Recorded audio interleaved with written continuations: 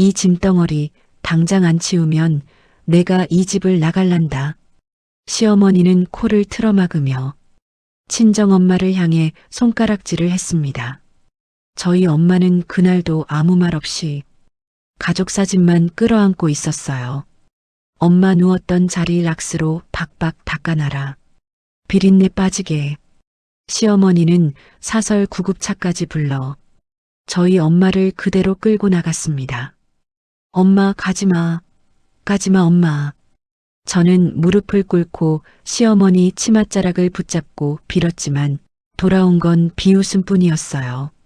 그 옆에서 남편이라는 사람은 한다는 소리가 엄마와 풀라며 돈 봉투를 내미는 게 아니겠어요. 그날 밤 저는 옷장 깊숙이 숨겨둔 검은 봉투 하나를 꺼내 들었습니다. 그 안에 들어있는 종이 몇 장이 며칠 뒤 시댁을 지옥으로 만들 줄은 아무도 몰랐습니다. 사연 시작 전에 구독과 좋아요 눌러볼까요? 함께 하시는 모든 분들에게 행운 넘치시길 바라겠습니다. 오미숙이 거실로 들어서자마자 코를 막으며 인상을 잔뜩 찌푸렸어요. 서연은 친정 엄마의 마른 손을 꼭 쥔 채 소파 끝자리에 앉아 있었습니다. 엄마는 빛바랜 가족사진 한 장을 가슴에 품고 무릎 위에 올린 손을 자꾸 떨었죠. 아이고, 이게 무슨 퀴퀴한 노인네 냄새야. 집안의 냄새가 진동을 하네. 진동을 해. 어우, 내가 숨을 못 쉬겠다. 오미숙이 손부채질을 하며 목소리를 높였습니다. 어머님, 방금 씻겨드렸어요. 정말 아무 냄새 안 나요. 서연이 엄마의 손등을 어루만지며 조심스럽게 입을 열었어요. 뭐가 안 나? 내 코는 장식이니? 당장 저 짐짝 안 치워? 내가 이 집에서 나가든 저 노인네가 나가든 오늘 끝장을 보자. 오미숙이 식탁을 손바닥으로 탁탁 내리쳤습니다. 그 소리에 엄마의 어깨가 움찔하고 떨렸어요. 시누이 민서가 거실로 들어오며 스마트폰을 들이밀었습니다. 입꼬리는 올라가 있는데 눈빛은 차갑기만 했죠. 엄마 가만 있어봐. 이거 싹 다 찍어둬야 해. 나중에 저 여우 같은 올케가 딴소리하면 어쩔 거야? 증거가 있어야 우리가 안 당하지. 안 그래? 민서가 카메라 각도를 이리저리 맞추며 키득거렸어요. 서연이 고개를 들어 시누이를 쳐다봤지만 민서는 모른 척 화면만 들여다봤습니다. 안방 문이 열리고 남편 민준이 어슬렁어슬렁 걸어 나왔어요. 머리는 까치집을 지었고 손에는 휴대폰을 든 채였습니다. 아, 엄마 좀 그만해. 장모님이 달리 갈 데가 어디 있다고 그래. 우리가 모셔야지 어떡해. 민준이 한숨을 푹 쉬며 말했습니다. 그런데 그 말투에는 힘이 하나도 없었어요. 엄마 편을 들어주는 척하면서도 시선은 자꾸 어머니 눈치를 보고 있는 게 보였죠. 뭐? 너 지금 내 마누라 편드는 거냐? 저게 내 장모 데려와서 우리 집을 요양원으로 만들었는데 사내 자식이 돼서 가만히 보고만 있을 거야. 오미숙이 아들을 쏘아붙였어요. 아니, 엄마, 내 말은 그게 아니고. 민준이 말끝을 흐리며 머리를 극적였습니다. 여보, 제발 한마디만 제대로 해줘. 우리 엄마 정말 갈 곳 없잖아. 내가 요양보호사님 모셔서 다 알아서 할게. 응? 서연이 남편을 향해 떨리는 목소리로 매달렸어요. 아, 진짜. 엄마 말씀이 아주 틀린 건 아니잖아. 당신도 좀 참고 살면 안 돼? 유난 떨지 말고. 민준이 휴대폰을 만지작거리며 시선을 피했죠. 그 말 한마디에 서연의 가슴이 쿵 하고 내려앉았습니다. 참 가관 아닙니까? 10년을 함께 산 남편이라는 사람이 말이에요. 그때 현관벨이 울렸습니다. 민서가 후다닥 뛰어가 문을 열어주자 건장한 남자 둘이 들것을 들고 거실로 성큼성큼 들어왔어요. 흰 가운에는 사설 구급차 로고가 박혀 있었죠. 어머님, 이게 무슨 짓이에요? 누가 이 사람들을 불렀어요?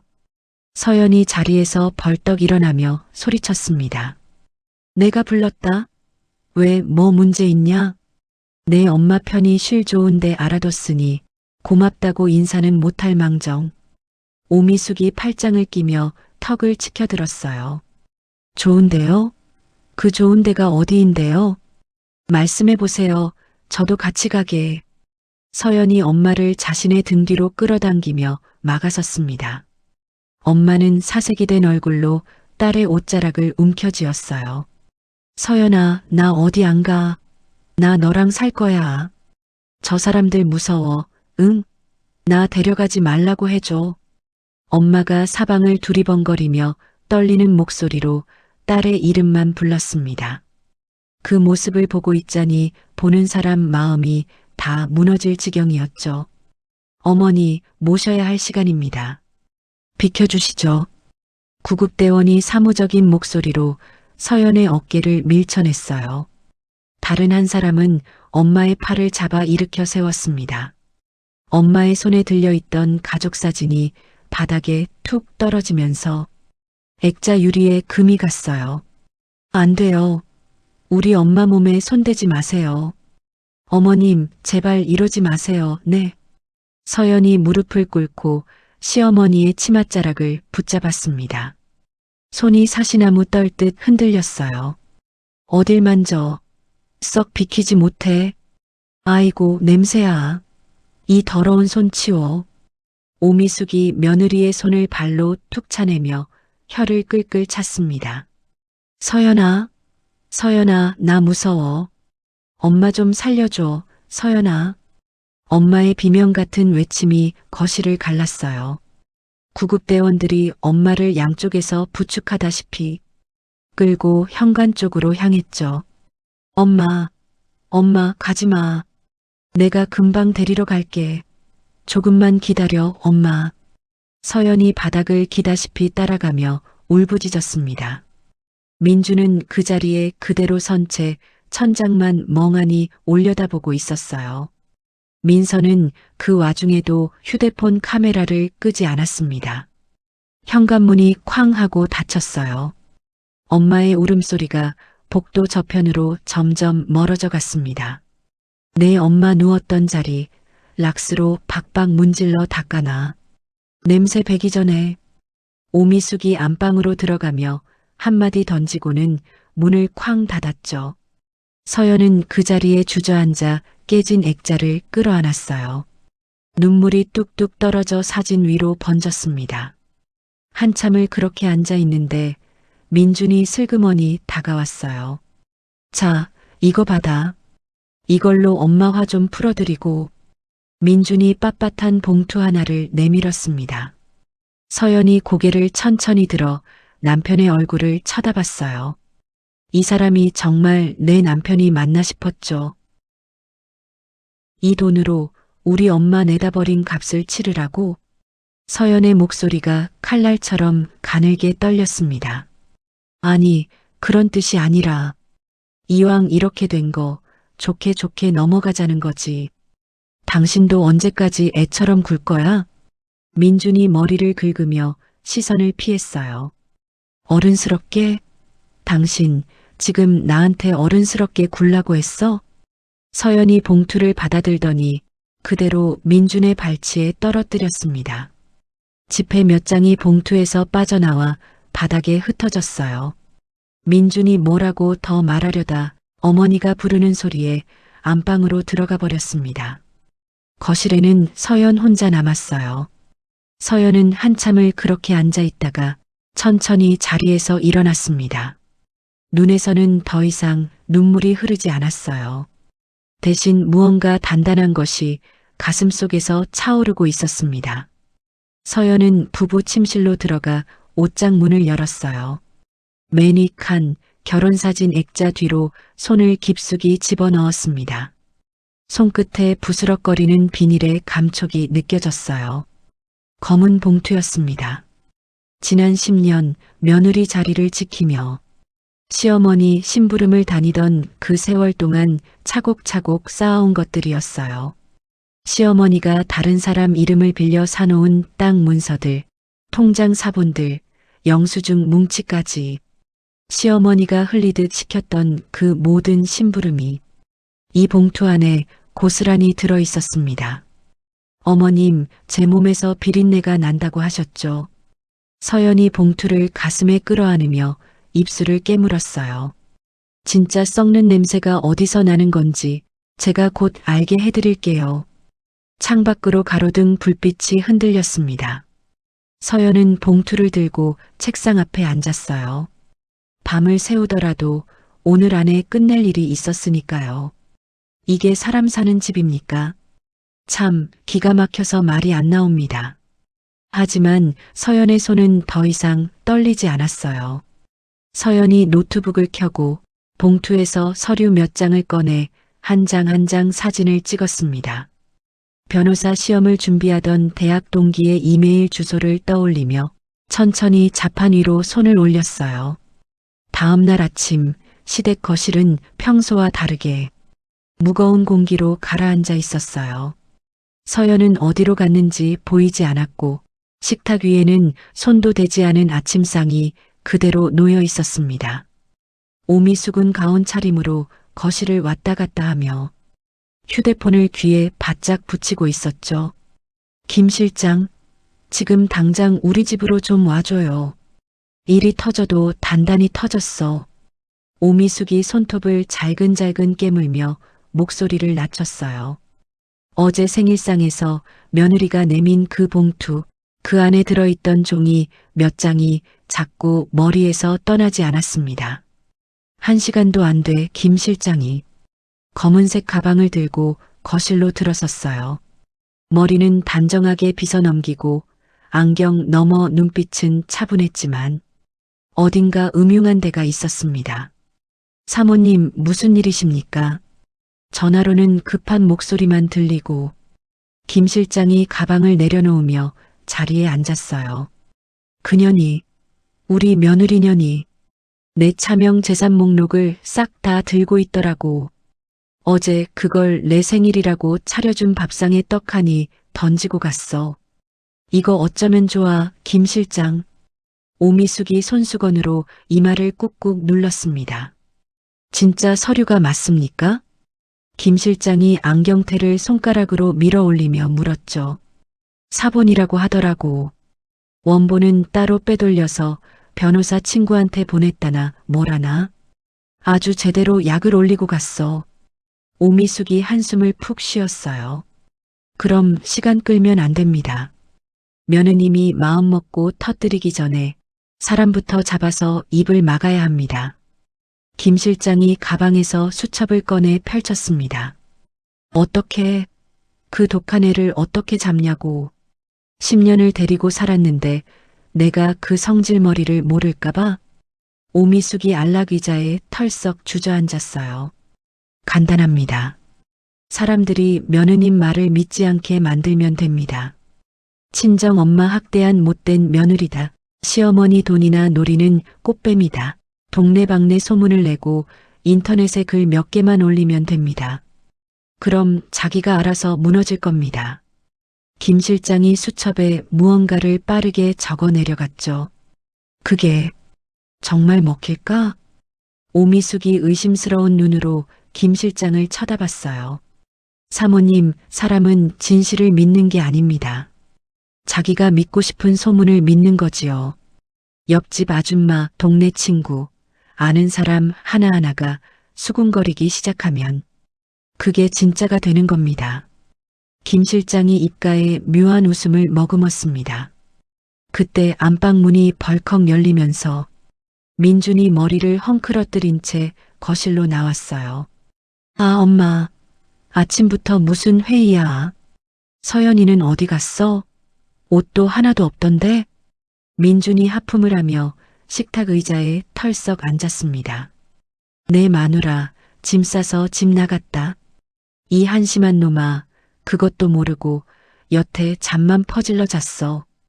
오미숙이 손바닥으로 식탁을 내리쳤어요. 에이, 어딜 가겠어. 돈 떨어지면 지가 알아서 기어 들어오겠지. 깔 데도 없는 주제에 뭘. 민준이 빵 한 조각을 입에 물며 어깨를 으쓱했습니다. 아이고, 이 양반 좀 보세요. 제 발등에 불 떨어진 줄도 모르고 태평한 소리를 하고 있으니 보는 사람이 다 답답할 노릇이죠. 오빠, 진짜 정신 좀 차려. 올케가 보통 독한 여자인 줄 알아? 엄마 재산 다 날아가게 생겼는데 지금 빵이 목구멍으로 넘어가? 거실로 나온 민서가 오빠의 머리를 손바닥으로 톡 쳤어요. 아, 왜 때려? 자기가 어디 가서 뭘 떠들어봤자 누가 믿어주겠어? 세상 사람들이 며느리 말 믿고 시어머니 욕하는 거 봤어? 민준이 어깨를 비틀며 짜증을 냈습니다.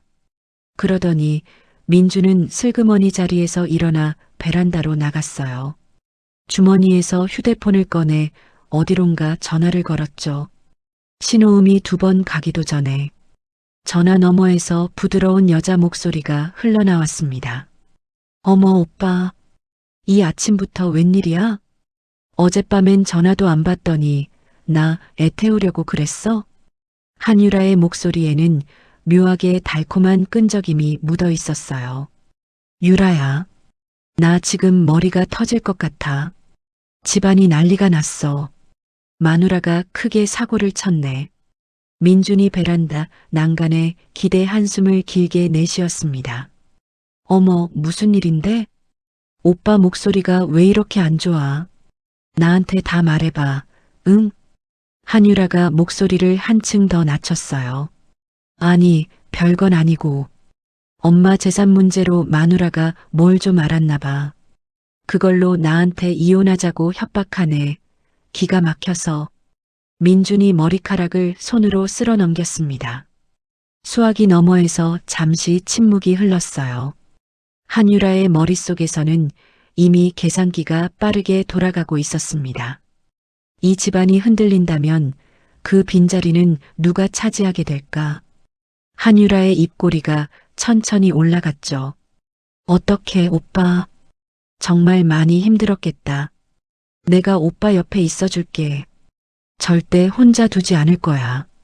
한유라가 손수건으로 콧등을 살짝 닦는 듯한 소리를 일부러 냈어요. 며칠 뒤 한유라는 강남의 한 네일숍에 발걸음을 들였습니다. 민서가 매주 들르는 단골 가게라는 사실을 민준에게서 슬쩍 들어 알고 있었거든요. 손에는 큼지막한 명품 쇼핑백 2개가 들려 있었어요. 어머, 죄송한데 옆자리에 손님 없으시죠? 저 여기 좀 앉을게요. 한유라가 민서 옆자리에 자연스럽게 앉으며 미소를 지었습니다. 민서가 곁눈질로 한유라가 들고 있는 가방을 훑쳤어요. 어머, 이 가방 한정판 아니에요? 세상에, 이거 어디서 구하셨어요? 돈 있어도 못 산다던데. 민서의 눈빛이 반짝였습니다. 아, 이거요? 아는 분이 백화점 점장이라서요. 혹시 이런 거 좋아하시면 제가 하나 드릴까요? 선물이에요. 한유라가 쇼핑백 하나를 민서 쪽으로 슬쩍 밀었어요. 네, 저를요? 생판 처음 보는 저한테 왜 이런 비싼 걸? 민서가 의심하는 척했지만 손은 이미 쇼핑백을 만지작거리고 있었습니다. 실은 민준 오빠 때문에요.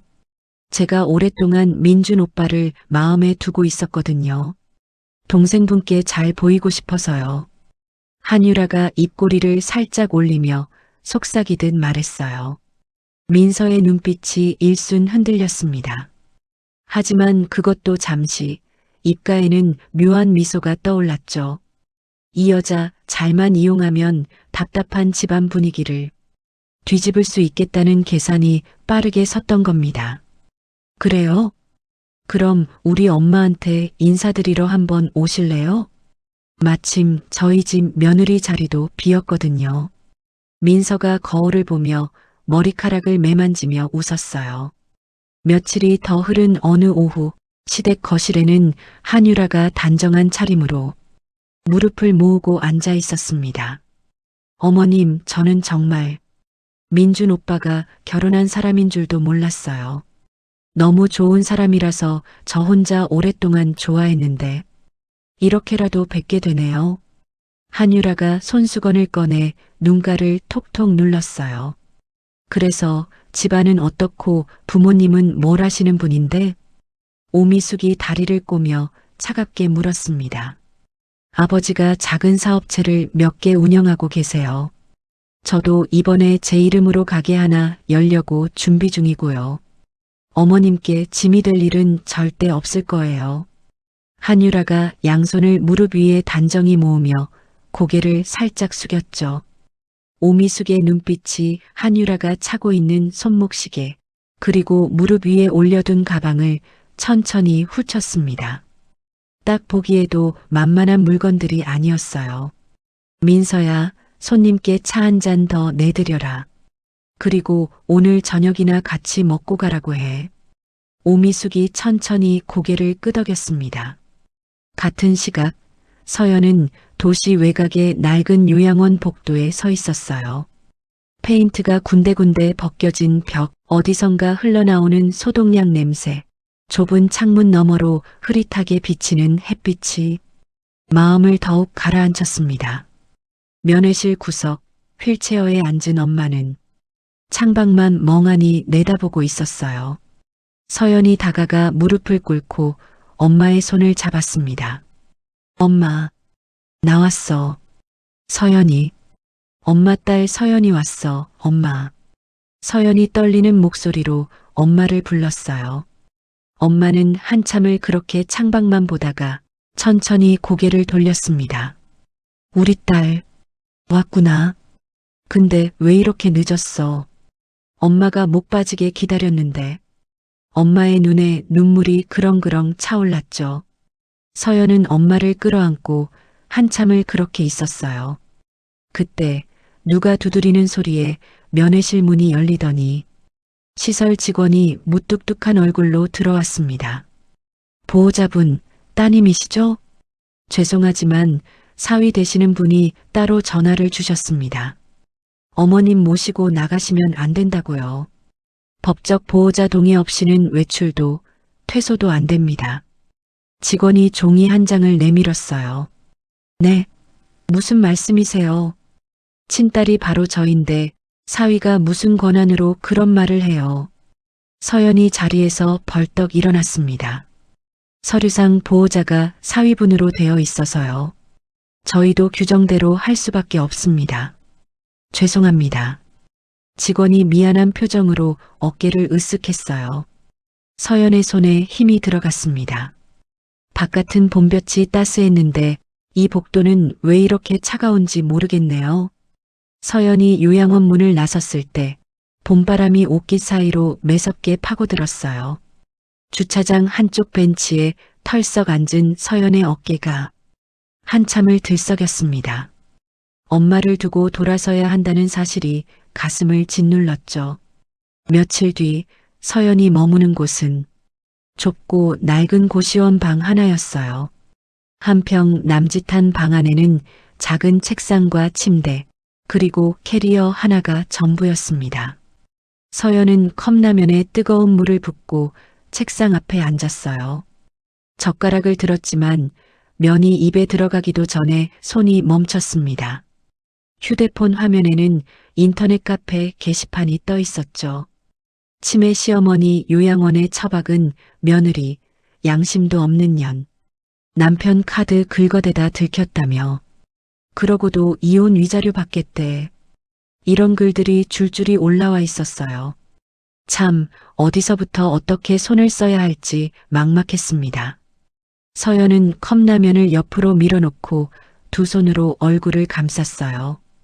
그때 휴대폰 화면 한쪽에 뉴스 알림이 떴습니다. 서연이 무심코 그쪽을 눌렀어요. 대기업 상대 노동자 손해배상 청구, 승소 이끌어낸 인권 변호사 최진혁. 영상 속 진혁은 마이크 앞에서 차분하게 말하고 있었습니다. 돈과 권력으로 약자를 짓밟는 시대는 이제 끝나야 합니다.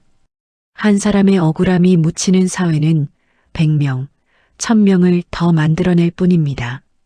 서연이 화면을 한참 동안 들여다봤어요. 이 사람이라면 어쩌면 들어줄지도 모르겠다 싶었죠. 서연은 그날 밤을 꼬박 세워가며 진혁이 맡았던 사건 기사들을 하나하나 찾아 읽었습니다. 다음 날 아침 서연은 진혁의 사무실 주소를 받아 적어들고 찾아갔어요. 오래된 건물 3층, 입구 간판은 색이 다 바래 있었죠. 문을 열고 들어서자 책상 위로 서류 뭉치가 산처럼 쌓여 있었습니다. 무슨 일로 오셨나요? 비서로 보이는 여자가 안경을 축혀 올리며 물었습니다. 변호사님을 꼭 좀 뵙고 싶어서요. 드릴 말씀이 있어서요. 서연이 가방을 끌어안으며 조심스럽게 입을 열었어요. 죄송합니다. 지금 큰 소송 때문에 다른 사건은 전혀 안 받으세요. 돌아가 주세요. 비서가 미안한 표정으로 고개를 저었습니다. 그때 안쪽 문이 열리며 진혁이 서류를 손에 든 채 나왔어요. 서연과 잠깐 눈이 마주쳤지만 진혁은 가벼운 목례만 하고 그대로 사무실을 빠져나갔습니다. 서연은 그날부터 매일 아침 진혁의 사무실 앞에 섰어요. 손에는 검은 봉투를 꼭 쥐고 있었죠. 어떤 날은 비가 왔고 어떤 날은 바람이 세게 불었습니다. 그렇게 며칠이 흘렀지만 진혁은 늘 서연을 그저 스쳐 지나갈 뿐이었어요. 그러던 어느 아침 서연은 다시 한번 엄마가 있는 요양원을 찾아갔습니다. 복도 끝 식당으로 쓰는 작은 방 앞을 지나는데 안에서 이상한 소리가 들려왔어요.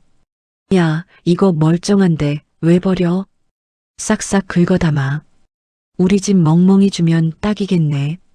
식판을 들고 있는 요양보호사가 다른 직원에게 키득거리며 말했죠.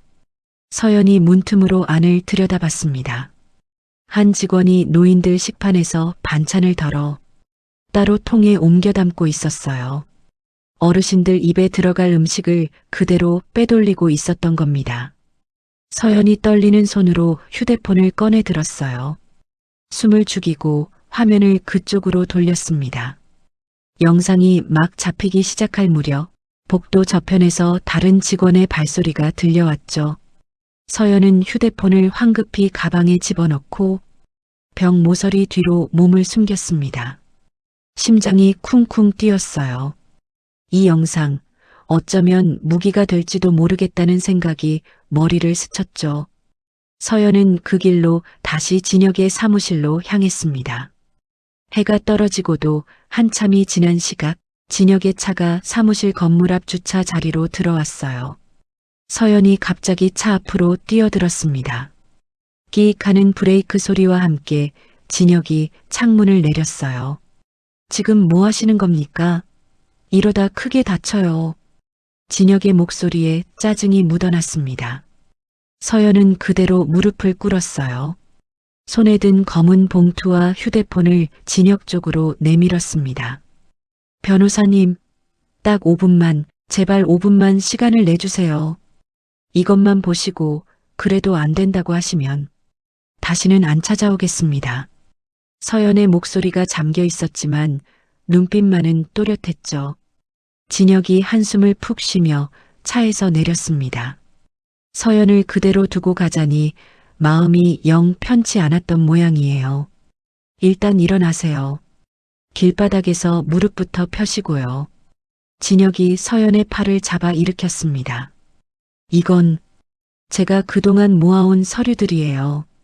그리고 이건 오늘 요양원에서 찍은 영상이고요.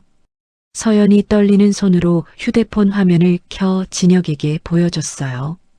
진혁의 시선이 영상 속으로 빨려 들어갔습니다. 화면 한쪽에 흐릿하게 비치는 요양원 로고, 그리고 식판에서 반찬을 빼돌리는 직원의 모습.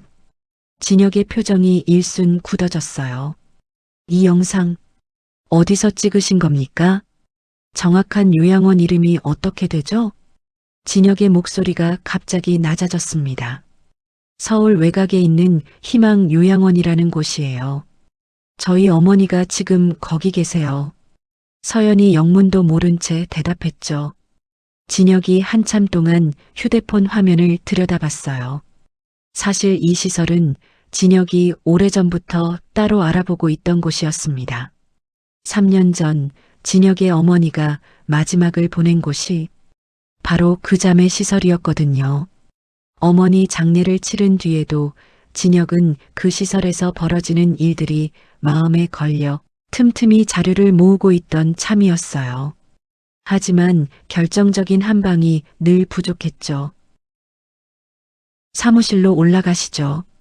얘기가 좀 길어질 것 같습니다. 진혁이 사무실 입구를 가리켰습니다. 그날 밤 진혁의 사무실 불은 새벽까지 꺼지지 않았어요. 진혁은 서연이 가져온 검은 봉투 속 서류를 한 장 한 장 펼쳐보며 메모를 했죠. 서연은 옆자리에서 진혁이 묻는 말에 또박또박 대답했습니다. 이 서류들을 직접 가져오라고 시킨 사람이 시어머니가 맞습니까? 네, 맞아요. 부동산 심부름이라면서 봉투째로 저한테 주셨어요. 영수증, 계약서 사본할 것 없이 전부 제 손을 거쳐갔어요. 서연이 눈을 비비며 답했어요. 진혁이 펜을 내려놓고 의자에 등을 기댔습니다. 한참을 천장만 올려다보더니 천천히 입을 열었어요. 한 가지만 확실하게 묻겠습니다. 정말 끝까지 가실 수 있겠습니까? 중간에 저쪽에서 돈으로 회유하고 사람 붙여서 협박하고 상상도 못할 일이 생길 텐데 그거 다 견뎌내실 자신 있으세요? 진혁의 눈빛이 진지했습니다. 변호사님, 여기까지 와서 무릎까지 꿇은 사람이에요. 변호사님이 제 손만 잡아주신다면 저는 지옥 끝까지라도 갑니다. 서연이 주먹을 꼭 쥐며 대답했죠. 진혁이 잠시 서연의 얼굴을 들여다봤어요. 저 눈빛, 어디서 본 듯한 눈빛이었습니다. 어머니 영정 앞에서 자기 자신을 원망하던 그때 거울 속에서 봤던 그 눈빛이었죠.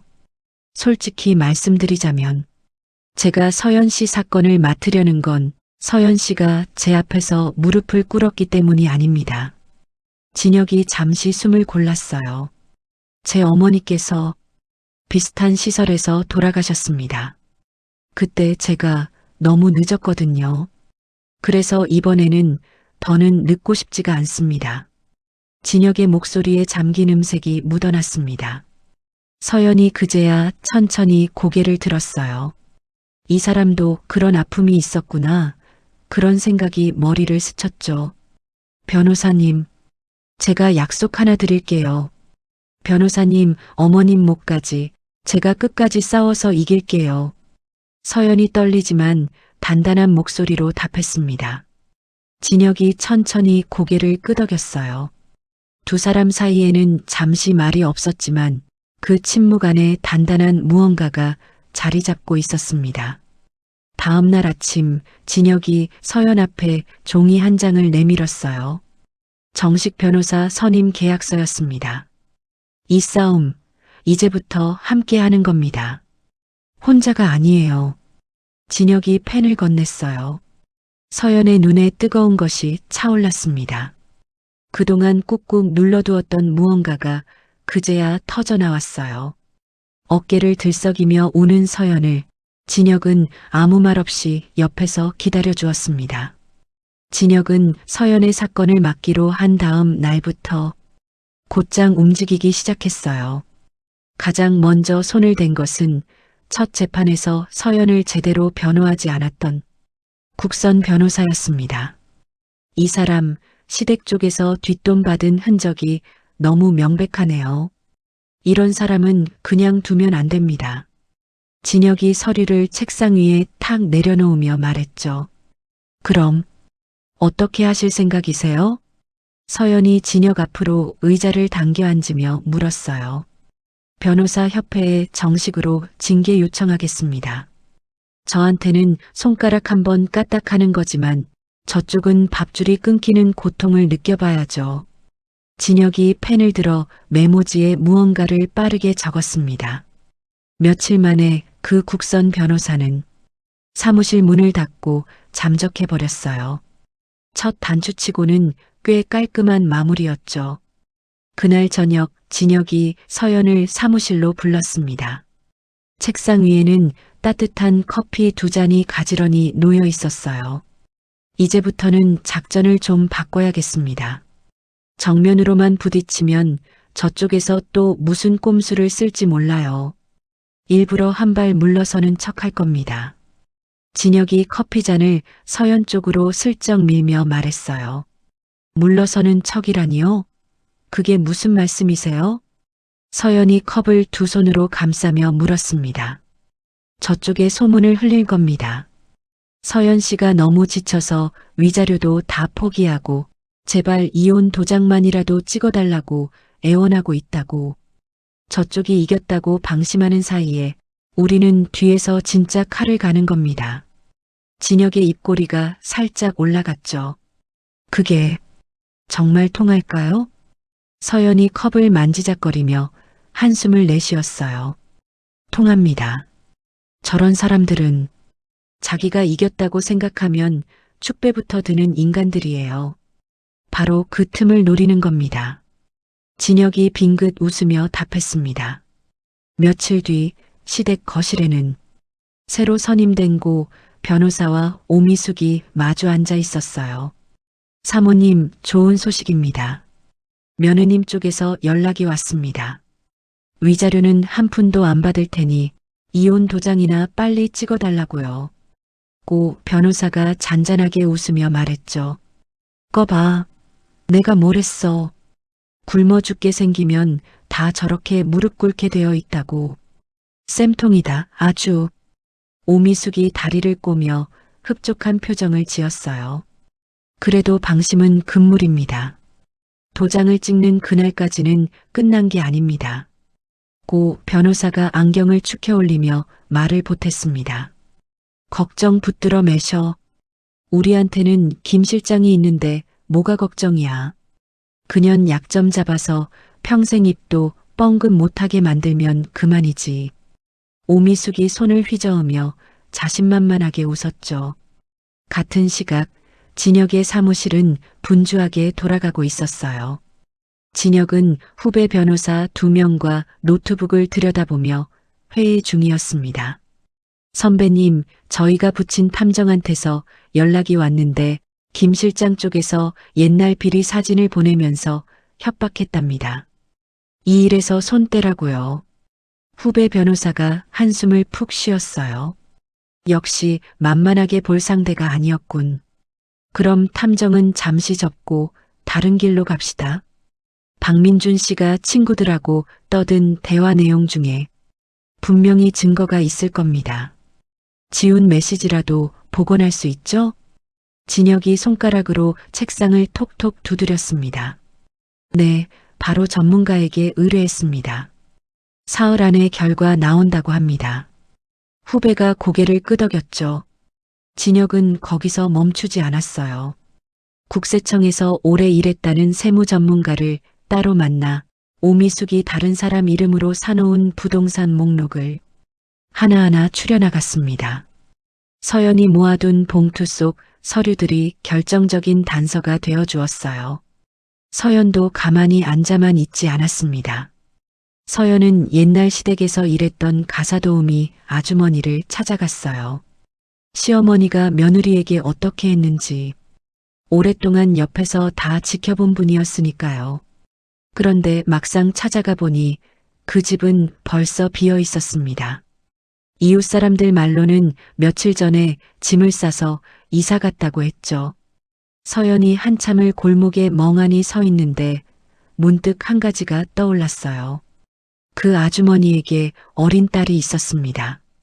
오래전부터 큰 병으로 입원해 있다고 한숨 섞어 말씀하셨던 게 기억났던 거예요. 서연은 그 길로 큰 종합병원 몇 군데를 발로 뛰어 알아봤어요. 사흘째 되는 날 한 병원소와 병동 복도에서 그 아주머니를 마주쳤습니다. 아주머니는 서연을 보자마자 고개를 푹 숙이며 시선을 피했어요. 아주머니, 저 좀 보세요. 제발 한 번만요. 서연이 떨리는 목소리로 다가갔습니다. 사모님, 저한테 오셔도 소용없어요. 저 사람들이 우리의 병원비를 대주고 있어요. 아무 말도 하지 말고 살라고. 아주머니의 어깨가 떨리고 있었죠. 아주머니, 그 돈 제가 해결해 드릴게요. 우리 애기 치료 절대 안 끊기게 제가 책임질게요. 그러니까 아주머니는 법정에서 보신 것만, 딱 들으신 것만 말씀해 주시면 돼요. 서연이 아주머니의 손을 두 손으로 감쌌어요. 사모님이 지금 무슨 돈이 있어서 자기 몸 하나 챙기기도 힘드실 텐데. 아주머니가 눈물을 글썽이며 고개를 저었습니다. 저 이제 혼자가 아니에요. 아주 좋은 변호사님이 도와주고 계세요. 정말이에요.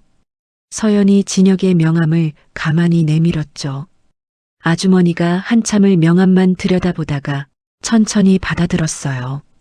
한편 시댁 안에서도 또 다른 균열이 생기고 있었습니다. 민서가 며칠째 한유라의 뒤를 몰래 밟고 있었거든요. 어머니가 임신했다는 한유라에게 푹 빠져 자기는 안중에도 없어진 게 영 못마땅했던 거예요. 그날 오후 민서는 한유라가 강남의 한 건물로 들어가는 걸 봤어요. 간판을 올려다보니 산부인과가 아니라 피부과였습니다. 민서의 입꼬리가 슬며시 올라갔죠. 임신은 무슨 옌병, 피부 관리나 받으러 다니는 주제에 어디 한번 두고 보자. 민서가 휴대폰을 꺼내 한유라가 건물로 들어가는 모습을 찍었어요. 며칠 뒤 민서는 한유라가 친구와 통화하는 내용을 식당 화장실 칸 안에서 녹음하는 데까지 성공했습니다. 어머님 통장 탈탈 털기 직전이야. 뱃속에 아무것도 없는 거 들통나기 전에 빼낼 수 있는 건 다 빼내야지. 한유라의 목소리가 또렷하게 잡혔어요. 민서는 그 녹음 파일을 휴대폰에 따로 저장해두고 한참을 들여다봤습니다. 어머니께 바로 알릴까, 더 좋은 타이밍을 기다릴까. 민서의 머릿속이 복잡하게 돌아갔죠. 같은 시각 진혁은 새로운 증인 한 사람을 만나고 있었어요. 오미숙의 옛 운전기사였던 양반이었습니다. 변호사님, 저는 그 사모님이 잘 되는 꼴은 죽어도 못 봅니다. 제가 아는 거 다 말씀드리겠습니다. 어디에 뭘 묻어놨는지, 누구 이름으로 재산을 돌려놨는지 전부요. 운전기사가 떨리는 손으로 종이 한 장을 내밀었죠. 진혁이 그 종이를 받아 천천히 펼쳤어요. 종이 위에는 이름과 주소, 그리고 금액이 빼곡히 적혀 있었습니다. 이거야말로 결정적인 한 방이 되겠군요. 선생님, 법정에 서주셔야 합니다. 신변은 저희가 목숨 걸고 보호해드리겠습니다. 진혁이 운전기사의 손을 꼭 잡았어요. 재판 전날 밤 진혁의 사무실에는 서연과 진혁이 마주 앉아 있었습니다. 책상 위에는 두툼한 서류 뭉치가 가지런히 정리되어 있었죠. 서연 씨, 솔직하게 말해봐요. 지금 떨립니까? 진혁이 펜을 내려놓으며 물었어요. 안 떨린다면 거짓말이죠. 심장이 벌렁거리고 다리가 후들거려요. 서연이 손바닥을 무릎 위에 얹으며 작게 웃었습니다. 그 떨림은 두려워서가 아닙니다. 지난 10년 동안 참아왔던 울분이 터져 나오려고 그러는 겁니다. 내일은 다른 생각 말고 그냥 본인이 보고 겪은 그대로만 말씀하시면 됩니다. 진혁이 서연의 손등 위에 자기 손을 가만히 얹었어요. 진혁 씨가 옆에 있어 줄 거죠? 서연의 목소리가 조금 떨렸습니다. 한 발자국도 떨어지지 않을 겁니다. 진혁이 천천히 고개를 끄덕였죠. 같은 시각 시댁 식구들은 호텔 레스토랑에서 샴페인 잔을 부딪히고 있었어요. 엄마, 내일이면 드디어 저 지긋지긋한 년 빈손으로 쫓아내는 거야. 축하해. 민준이 잔을 들어 올리며 키득거렸습니다. 그래, 다들 고생했다. 이 더러운 일만 끝나면 다 잊고 우리끼리 새 출발하는 거야. 오미숙이 흡족한 미소를 지었죠. 그들의 웃음소리 사이로 한유라가 오미숙의 잔에 술을 따르며 묘한 눈빛을 보냈어요. 민서는 그 모습을 옆자리에서 입꼬리를 비틀며 가만히 지켜봤습니다.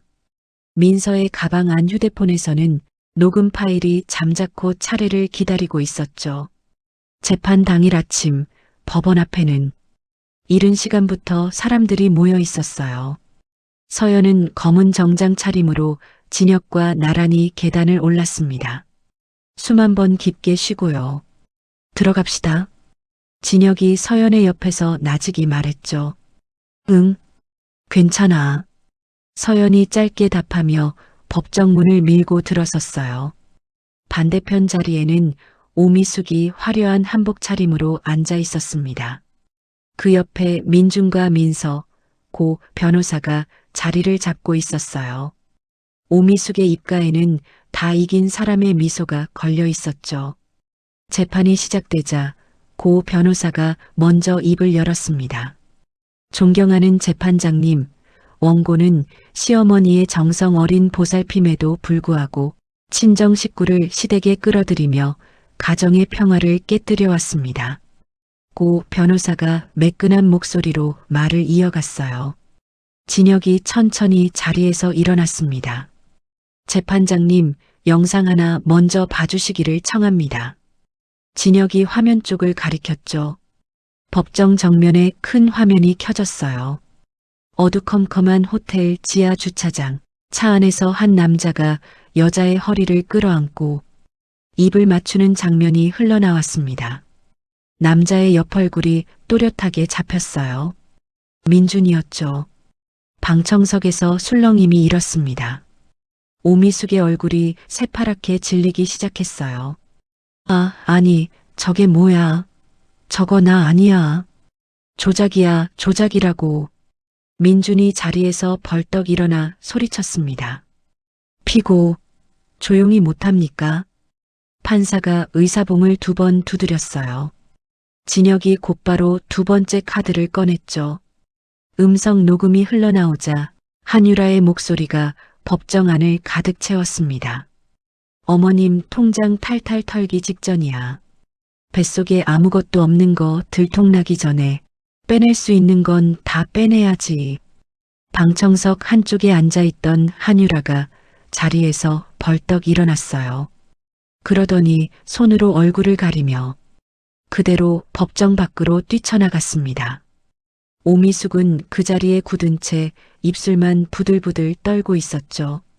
이어서 가사도우미 아주머니와 운전기사가 차례로 증인석에 올라 그동안 보고 들은 일들을 또박또박 풀어놓았어요.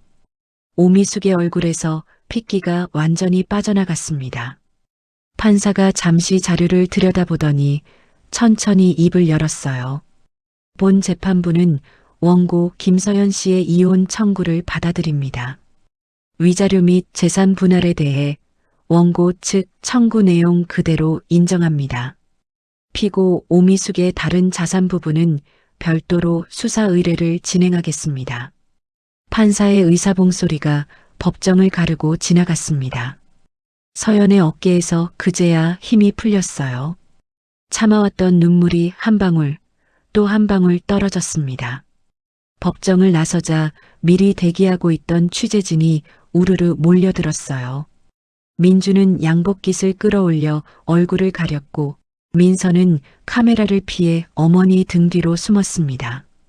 오미숙은 한복 자락을 움켜쥔 채 차마 고개도 들지 못했죠.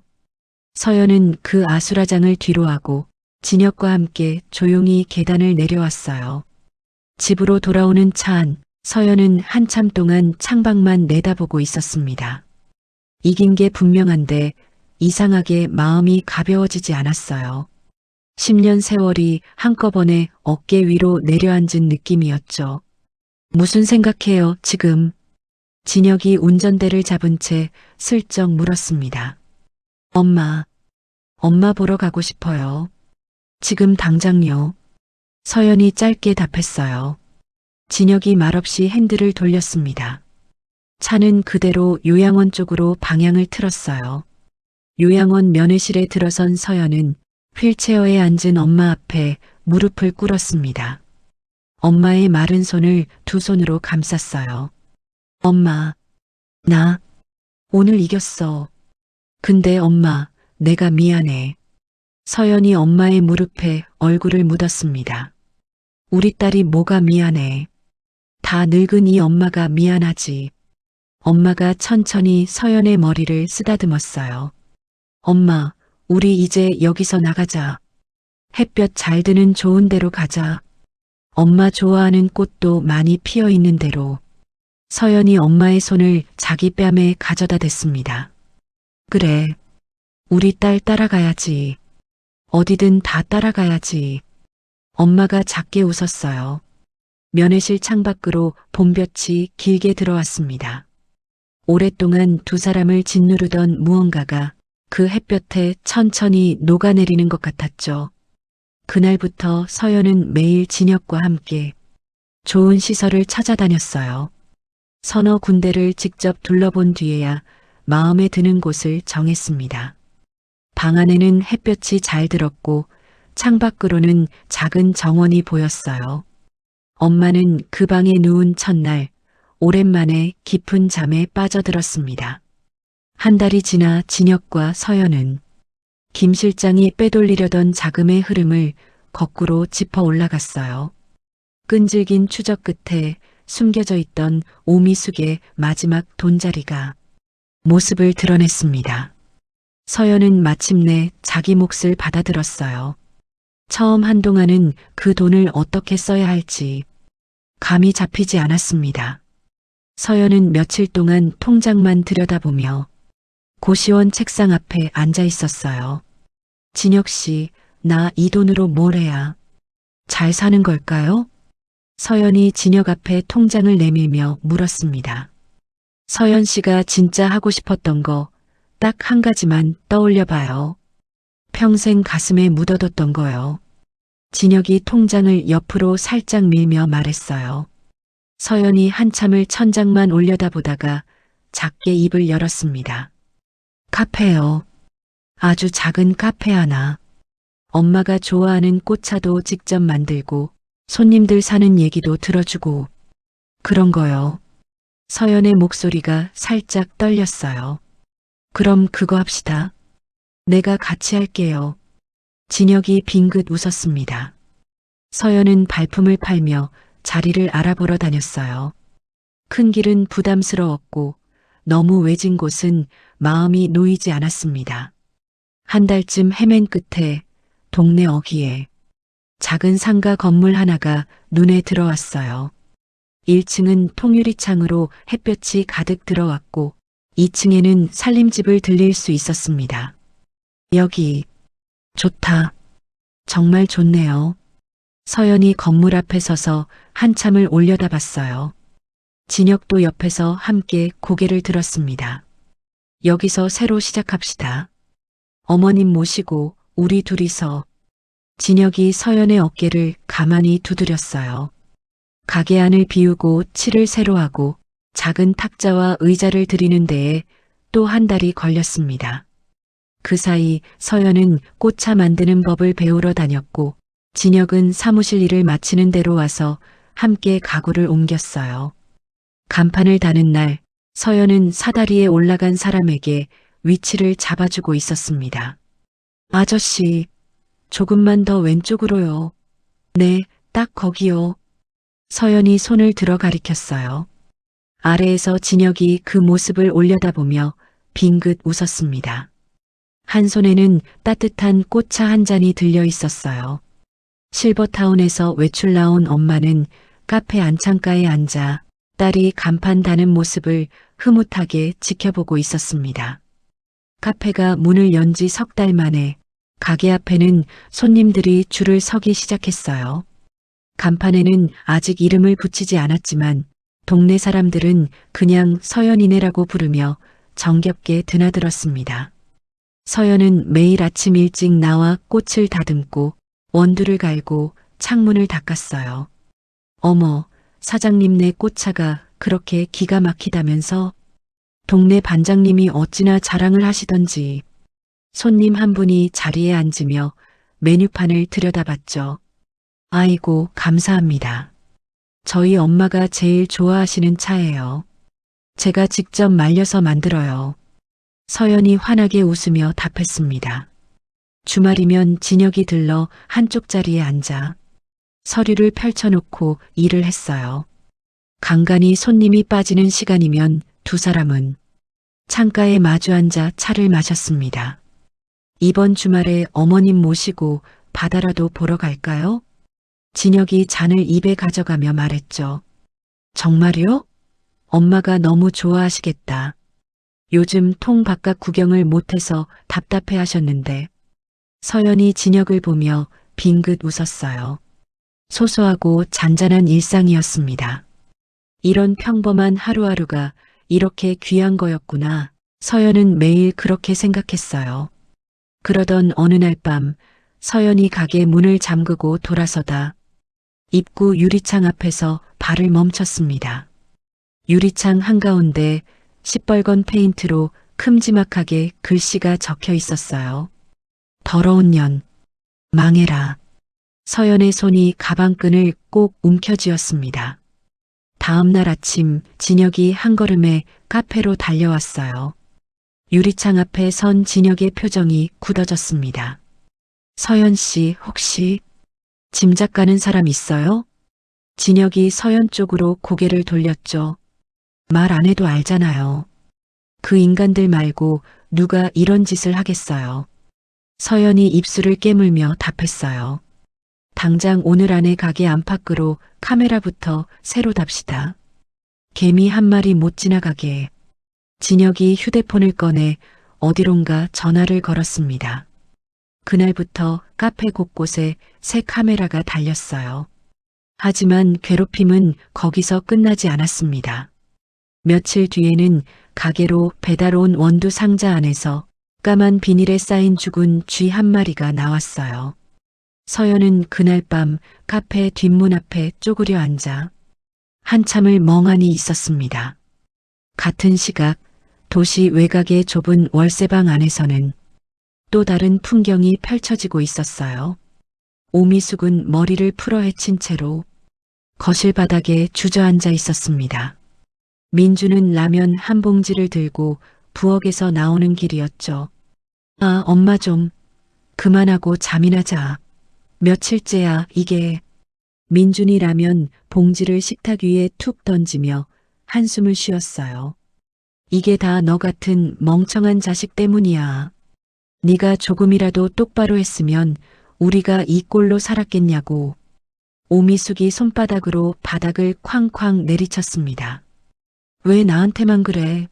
엄마가 처음부터 잘했으면 됐잖아. 민준이라면 봉지를 발로 차며 소리를 질렀어요. 시끄러워, 둘 다. 오빠는 그때 그년을 어떻게든 잡아 족쳤어야지. 봉투 들고 설칠 때 그걸 뺏기라도 했어야 할 거 아냐. 민서가 안방에서 나오며 끼어들었습니다. 다 똑같은 것들, 하나같이 모자란 것들만 모여서 이 꼴이 된 거야. 오미숙이 흐느끼며 머리카락을 쥐어뜯었죠. 그 와중에 민주는 휴대폰을 들고 인터넷 기사를 들여다보고 있었어요. 한 지역 잡지에 실린 작은 인터뷰 기사였습니다. 잿더미에서 일어선 청년 여성 사장님 김서연 씨의 작은 카페 이야기. 사진 속 서연은 꽃다발을 들고 환하게 웃고 있었죠. 민준이 휴대폰을 던지듯 식탁 위에 내려놨습니다. 엄마, 저녀는 왜 저렇게 웃고 살아? 우리만 이렇게 비참한데. 민준의 목소리가 짐승처럼 갈라졌어요. 웃어? 어디 계속 웃을 수 있나 보자. 가진 거 다 잿더미가 돼봐야 정신을 차리지. 오미숙이 천천히 고개를 들었습니다. 눈에는 핏발이 잔뜩 서 있었어요. 며칠 뒤 민주는 어디서 났는지 모를 검은 모자를 푹 눌러 쓰고 서연의 카페 주변을 어슬렁거리기 시작했어요. 새로 단 카메라가 어디를 비추는지, 그 각도가 어디까지 닿는지를 천천히 머릿속에 그려넣고 있었습니다. 그러던 어느 밤 민주는 옆 골목에서 카페 창고 쪽을 한참 동안 들여다봤어요. 창고 뒤편으로 좁은 환풍구가 하나 있었습니다. 카메라가 비추지 못하는 사각지대였죠.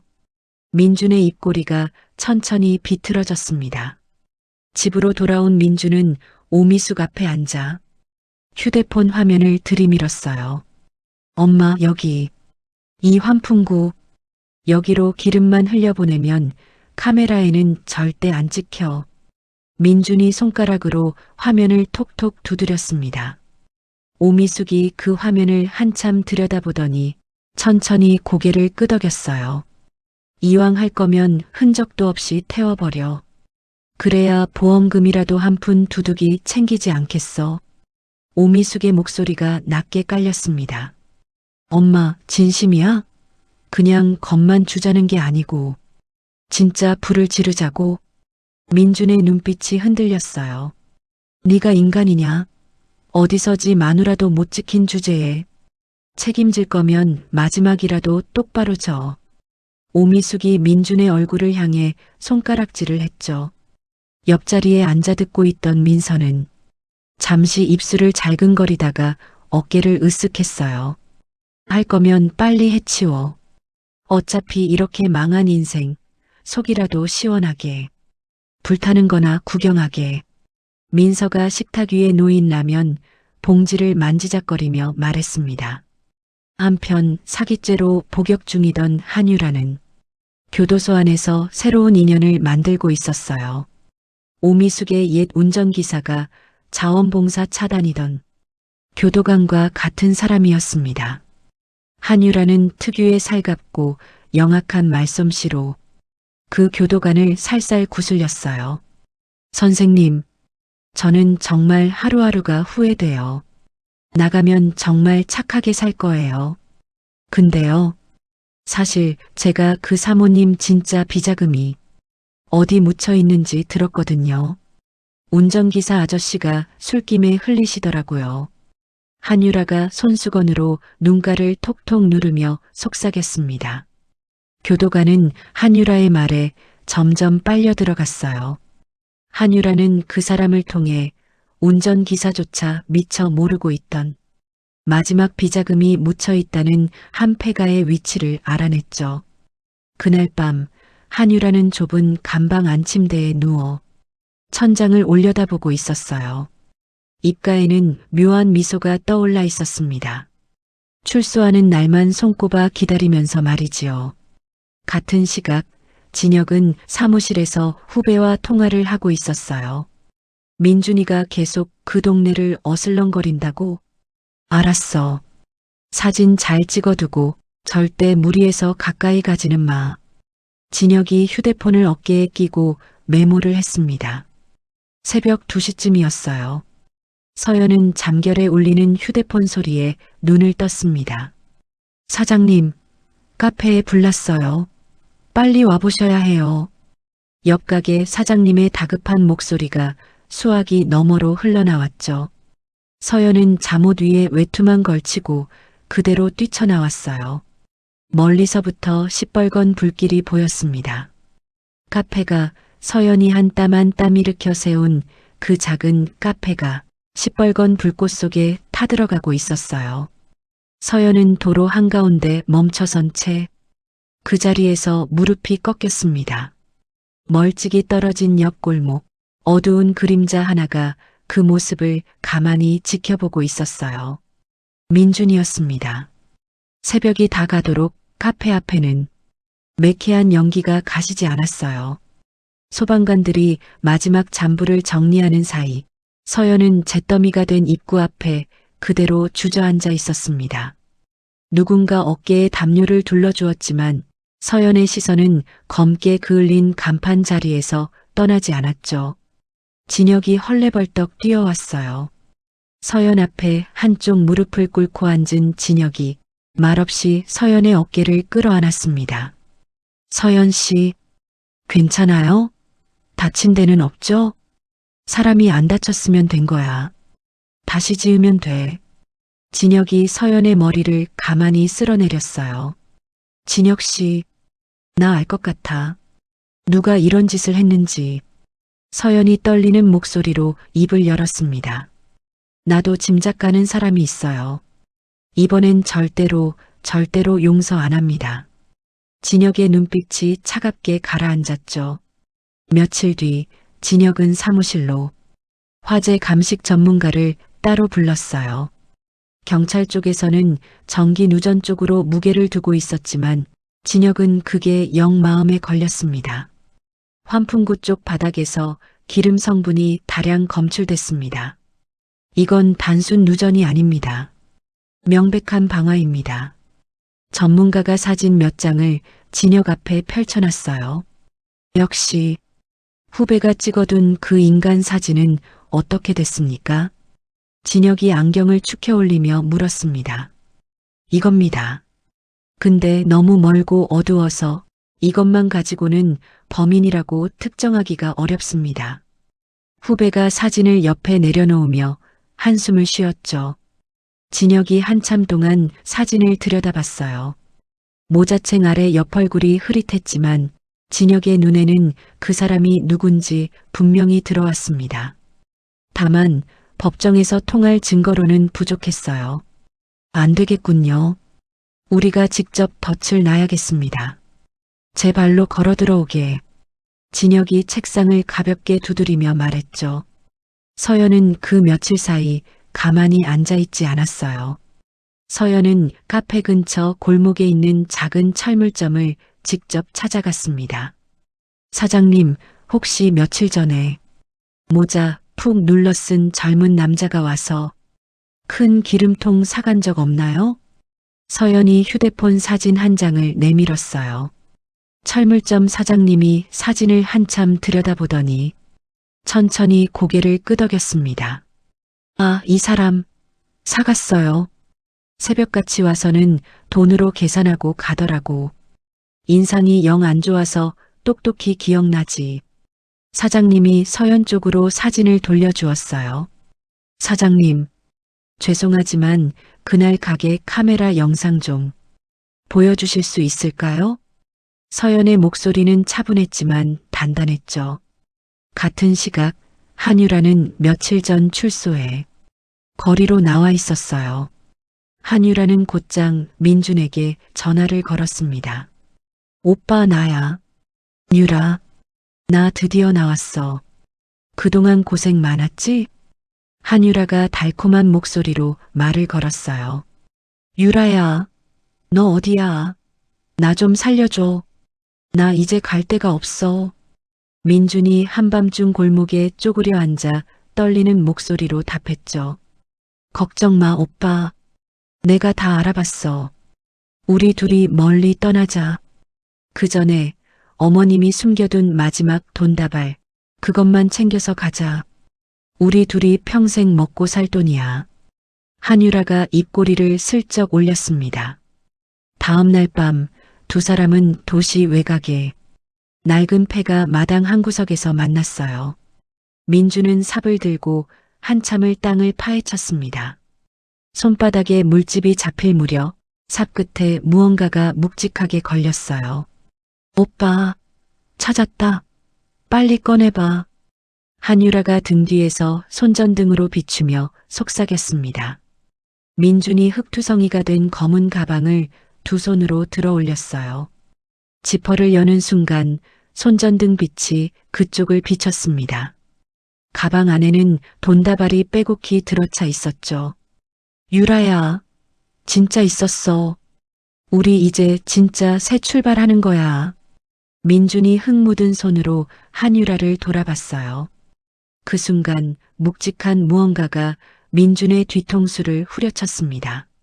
민준은 가방을 끌어안은 채 그대로 앞으로 푹 고꾸라졌어요. 한유라가 손에 든 굵은 막대기를 풀숲에 던지고는 가방을 빼앗아 어깨에 둘러맸습니다. 미안해, 오빠. 근데 오빠는 너무 무거워서 같이 못 가겠다. 한유라가 짧게 내뱉고는 뒤도 돌아보지 않고 어둠 속으로 사라졌어요. 한편 진혁은 그날 오전 기자들 앞에 섰습니다. 이번 카페 방화 사건의 범인을 잡는데 결정적인 제보를 해주시는 분께 거액의 사례금을 드리겠습니다. 그리고 한 가지 더, 다행히 보험 처리가 잘 되어 카페를 다시 지을 자금이 마련되었음을 알려드립니다. 진혁이 마이크 앞에서 단정하게 말했어요. 물론 보험금 얘기는 거짓이었습니다. 저쪽 식구들이 그 미끼를 물기를 기다리는 진혁의 마지막 덫이었죠. 뉴스를 본 오미숙의 눈이 번뜩였어요. 저 돈, 저거 다 우리 돈이야. 전현이 우리한테서 뺏어간 돈 아니냐고. 너 당장 가서 한 푼이라도 받아내. 오미숙이 민준의 멱살을 잡고 흔들었습니다. 엄마, 내가 어떻게 가? 나 이제 진짜 끝장이야. 민준이 머리에 붕대를 두른 채 식탁에 엎드려 있었어요. 이 병신 같은 놈아. 전현이 널 안 만나줄 것 같아? 가서 빌든 협박을 하든 어떻게든 받아내. 우리가 다시 살 길은 그것밖에 없어. 오미숙이 손바닥으로 식탁을 내리쳤죠. 진혁은 합법적인 절차를 거쳐 오미숙의 휴대폰 통화 내용을 들여다볼 수 있는 권한을 받아두고 있었어요. 이 모든 통화 내용이 그대로 진혁의 손에 들어왔습니다. 이틀 뒤 민주는 모자를 푹 눌러쓰고 서연이 머문다는 거쳐 앞으로 향했어요. 약속 장소 앞에는 서연 대신 형사들이 잠복해 있었습니다. 박민준 씨, 방화 및 살인미수 혐의로 긴급 체포합니다. 형사가 민준의 손에 수갑을 채웠어요.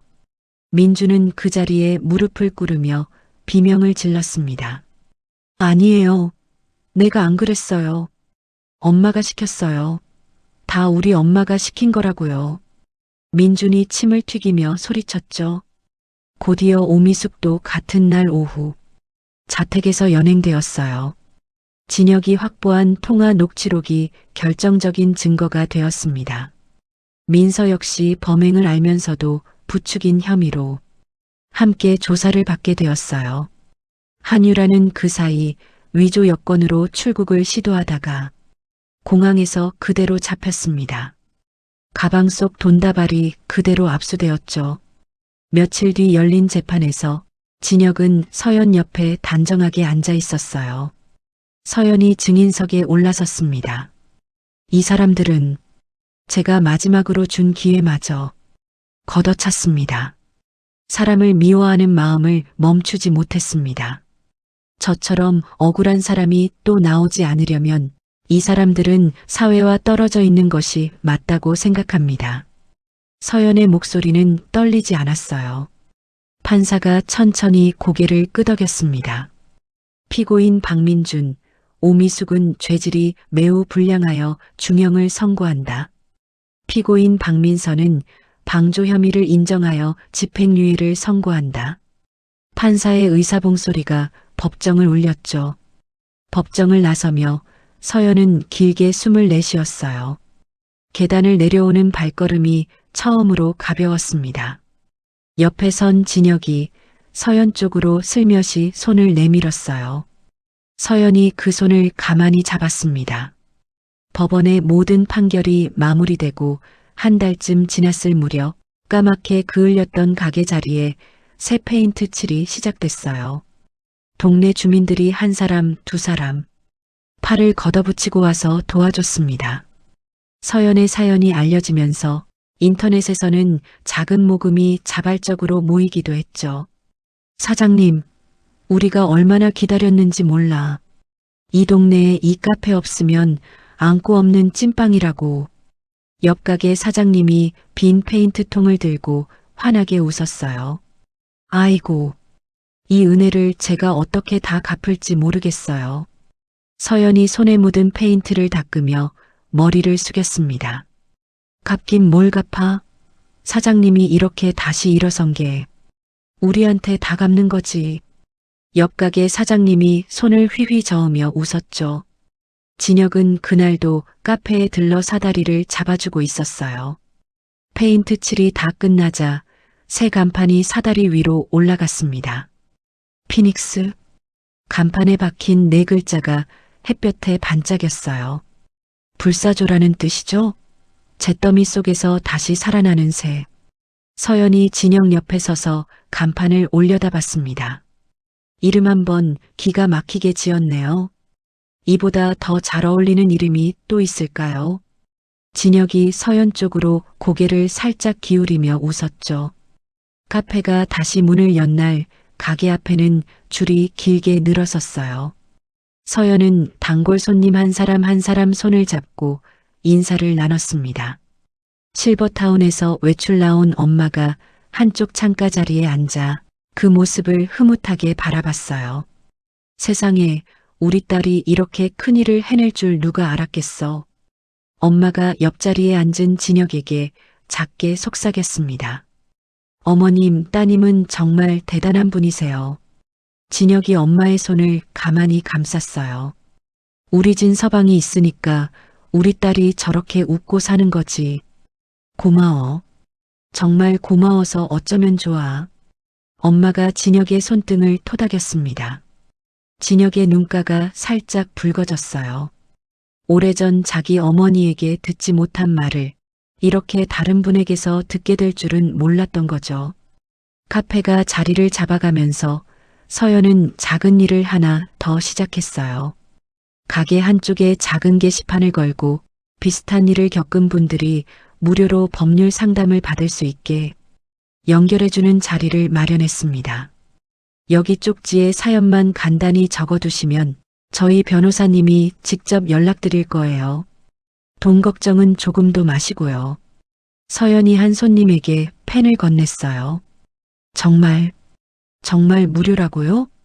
우리 같이 없는 사람들은 변호사 문턱 넘는 게 하늘의 별 따기인데 50대로 보이는 손님이 떨리는 손으로 펜을 받아들었습니다. 제가 그 마음 누구보다 잘 알아요. 우리 변호사님은 절대 그런 분 아니시니까 걱정 마세요. 서연이 차 한 잔을 손님 앞에 놓으며 따뜻하게 웃었죠. 주말이면 진혁이 카페 한쪽 테이블에 앉아 무료 상담 봉사를 했어요. 사람들이 한 명, 두 명 카페를 찾기 시작했고 어떤 분들은 상담을 받고 나오며 눈물을 훔치기도 했습니다. 한편 교도소에 갇힌 오미숙과 민주는 좁은 면회실 유리창을 사이에 두고 마주 앉아 있었어요. 엄마, 나 여기서 죽을 것 같아. 너무 힘들어. 제발 나 좀 꺼내줘. 민준이 헝클어진 머리를 쥐어뜯으며 흐느꼈습니다. 네가 조금만 더 머리가 좋았어도 안 잡혔지. 이제 와서 누굴 탓해? 오미숙이 차갑게 내뱉었어요. 엄마는 어떻게 따뜻한 말 한마디를 못해. 평생을 그 모양이니 자식도 이 꼴이 된 거 아냐? 민준이 유리창을 손바닥으로 내리쳤죠. 면회 시간이 다 됐다는 안내가 흘러나오자 두 사람은 서로 한마디도 못한 채 등을 돌렸습니다. 가족 같은 거, 이 사람들 사이에는 처음부터 없었던 게 아닌가 그런 생각이 들지 않을 수 없는 풍경이었죠. 민서는 집행유예를 받고 풀려난 뒤 어디로 갔는지 한동안 소식이 끊겼어요. 나중에 들리는 이야기로는 작은 식당에서 그릇을 닦으며 산다고 했습니다. 민서가 다른 도시 어디쯤에서 새 인생을 시작했다는 소문도 있었지만 누구 하나 정확히 아는 사람은 없었죠. 한유라는 외환 관련 죄까지 더해져 긴 형을 살게 됐어요. 재판 과정에서 그동안의 모든 거짓말이 다 드러나면서 한유라는 가족조차 면회를 오지 않는 외로운 시간을 보내게 됐습니다. 진혁은 운전기사 아저씨에게도 잊지 않고 손을 내밀었어요. 괜찮은 회사에 자리를 알아봐주고 사무실 근처로 거처도 옮겨주었습니다. 운전기사 아저씨는 그날 진혁의 손을 잡고 한참을 떨었어요. 변호사님, 저도 이제 사람답게 살 수 있게 됐습니다. 정말 감사합니다. 운전기사 아저씨의 눈가가 촉촉이 젖었습니다. 아닙니다, 선생님. 아저씨가 용기를 내주셔서 이 모든 일이 가능했던 겁니다. 제가 더 감사합니다. 진혁이 운전기사의 어깨를 가만히 두드렸어요. 한 해가 지나갔어요. 카페는 어느덧 동네의 작은 명소로 자리 잡았습니다. 지역 신문에 사진과 함께 짧게 실리기도 했고 멀리서 일부러 차를 몰고 오는 손님도 늘었어요. 엄마는 정기적으로 받는 치료와 서연의 정성스러운 보살핌 덕에 점점 옛 기억을 되찾아가고 있었습니다. 어느 날은 서연의 어릴 적 이야기를 꺼내놓고 또 어느 날은 돌아가신 아버지 이야기를 한참 들려주기도 했어요. 봄볕이 따스하게 들던 어느 일요일 오후 카페 안에는 손님이 가득했습니다. 서연이 주방에서 차를 우리는 동안 진혁이 창가 자리에서 일어났어요. 손에는 작은 화분 하나가 들려 있었습니다. 화분 표면에는 작은 이름표가 2개 붙어 있었어요. 서연과 진혁 두 사람의 이름이 나란히 적혀 있었죠. 서연 씨, 여기 잠깐만 와봐요. 진혁이 서연을 부르며 빙긋 웃었습니다. 서연이 앞치마에 손을 닦으며 다가왔어요. 진혁이 한쪽 무릎을 굽히며 화분을 내밀었습니다.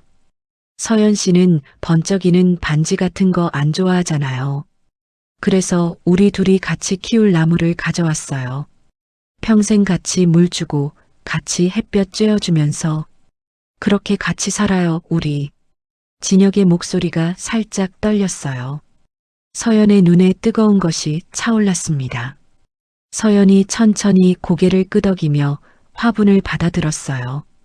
카페 안에 있던 손님들이 한 사람, 두 사람 박수를 치기 시작했습니다. 누군가는 휘파람을 불었고 또 누군가는 손수건으로 눈가를 닦았어요. 아이고, 우리 사장님, 시집가네. 이렇게 좋은 날이 오네. 옆자리에 앉아있던 단골 할머니가 큰 소리로 외치며 손뼉을 쳤습니다. 엄마는 창가 자리에서 박수를 치며 환하게 웃고 있었어요. 주름진 얼굴 위로 햇볕이 따스하게 내려앉았습니다.